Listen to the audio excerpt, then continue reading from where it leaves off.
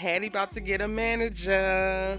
And Nia's getting fired. Marie done gone a distance. But are her and Chuck good? Y'all, it's the episode 820s breakdown with your good sis Erica Vane right here on Erica Vane TV. Let's go ahead and jump into this episode. Alright, so the episode starts off with Marie waking up to Zach, and it seems like it's euphoria. It's giving bliss, it's giving joy, it's giving satisfaction, it's giving, yes, sis, you just slept with your boss and he is not your fiance. But it's not that messy because her fiance gave her full reign to explore, pushed her to explore. They decided that they are in the exploration phase of their relationship, really trying to figure out what they want and really dial into who they are. And this is something that Marie has been wanting for quite a while. But I thought it was interesting how juxtaposed it is, because we get the scene of her waking up to Zach, and then immediately we're ushered into her returning back to Los Angeles and home. And Chuck greets her like, yo, how was it? How did everything go? What's good? And she's more nervous and anxious and kind of like runs away, which makes you wonder like where they actually at. And honestly, I really just feel like we haven't seen a moment of them debriefing about what their exploration looks like. They've been very open and honest with each other going into this exploration phase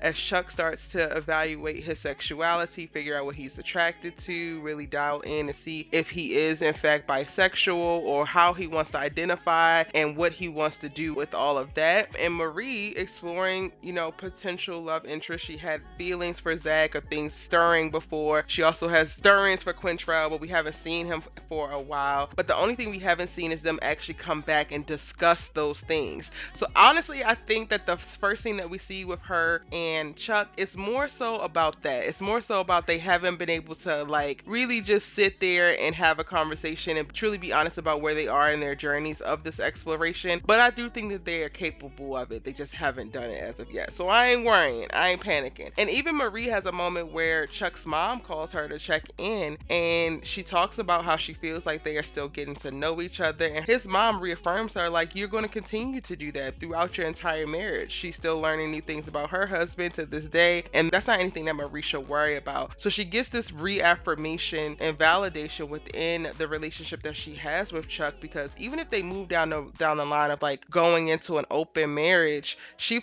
seems very, very supported in reference to them cultivating whatever the life looks like that's going to be best suited of them. And in all honesty, I would be screaming from the rafters right now, y'all, of like, they just need to go their separate ways and part and all of this. But because they are so deeply connected, because they really do seem like they actually want to be together, but then also have these other interests, I'm just like, I'm all here for what they have going on right now of maintaining their relationship, but giving themselves grace and freedom to explore, get to know themselves, and get to know others. It is definitely positive. It's not toxic at all. And kudos to LENA for laying out this blueprint for how you do it, because aside from this, I've only seen it be messy. Also in this episode, Hattie actually secures a manager. So last episode we saw that Alice was offered to send her manager Hattie's script. She does. The manager loves it, but the manager also is looking for black clientele. So it's a little bit more complicated.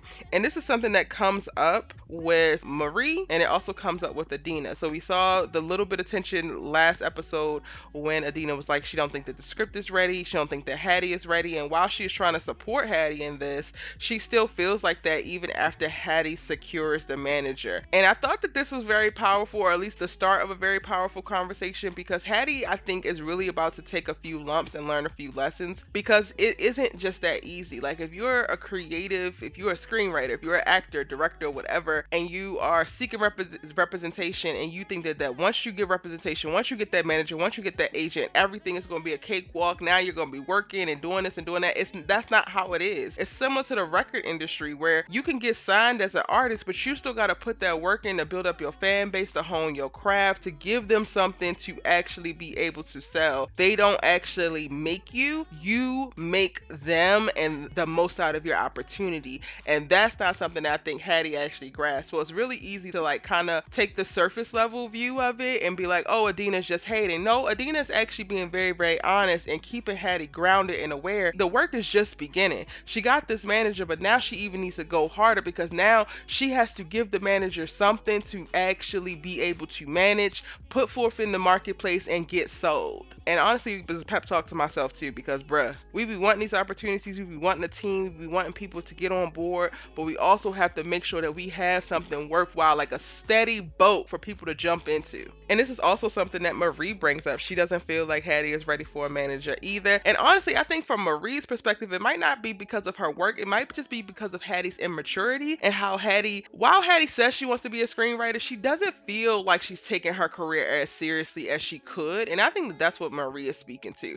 She's definitely better than she was season one, but Hattie's still in a place of kind of like floating and not focused. And part of me feels like Marie wants her to be hyper focused and hyper vigilant on her craft, and she knows that Hattie ain't there yet. So the whole manager thing is not going to be the saving grace that Hattie thinks it's going to be. And in trash petty news, Ida B shows her whole petty ass in this episode and decides to release Nia's character from Coco's Butter, and then follows it up with, oh, Hattie owes me a phone call, because she called Hattie and Hattie never called her back because Hattie was busy with her new girlfriend, Idina. I really thought more of Ida, and I get it. Ida said that she was never supposed to be a reoccurring character. She wasn't supposed to last this long, but she did, and Nia is killing it. The lead of the series loves her, and you just broke this girl's heart and crushed this girl's dreams. Even the character's doing really well on the show, so it really makes no damn sense, Ida, and I really thought better of you. Like, honestly, in this one episode, in this one moment, I regretted all of the time that I was rooting for Ida B and Hattie to make it. I was rooting for you, Ida. So ultimately, we get a conversation between Hattie and Ida because, of course, Nia tells her, and she needs her to try to correct this, fix this, help her out, maybe save her job. So Hattie calls her, and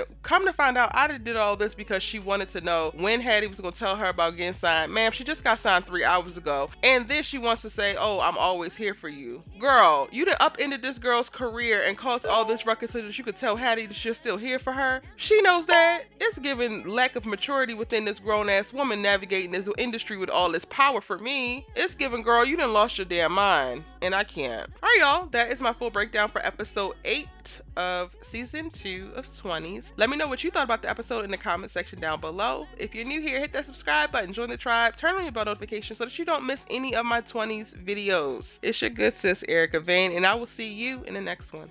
Bye.